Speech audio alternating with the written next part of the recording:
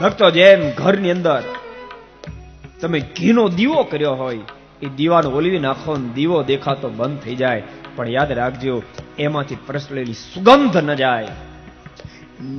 જેમ અગરબત્તીને સળગાવ્યા પછી અગરબત્તી કદાચ સળગીને રાખ થઈ જાય, અગરબત્તી દેખાતી બંધ થઈ જાય, પણ એની સુવાસ જેમ બંધ ન થાય, એમાં ધરા પડતી પરમાત્મા કદાચ વિદાય લઈ લે, મહાપુરુષો વિદાય લઈ લે, પણ ભક્તોની દિવ્યતા વિદાય લેતી નથી. સદૈવને માટે દિવ્યતા પથરાયેલી રહે છે.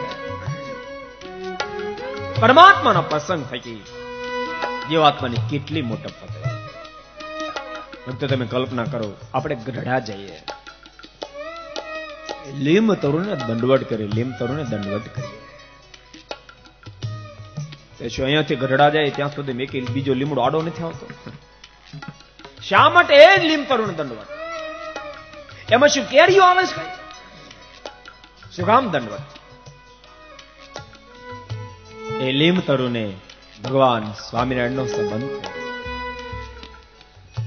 એ સંબંધને અવલંબન કરી એ લીમ તરુ મંગળમય બની ગયું.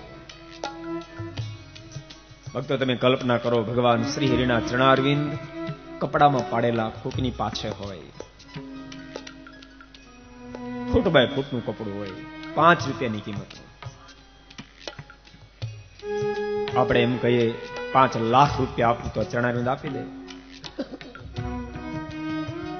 અને જેની પાસે ચરણારવિંદ છે એના મોઢામાં શબ્દ નીકળે 5 લાખ તો શું 50 લાખ આપ્યો તો ન આપો.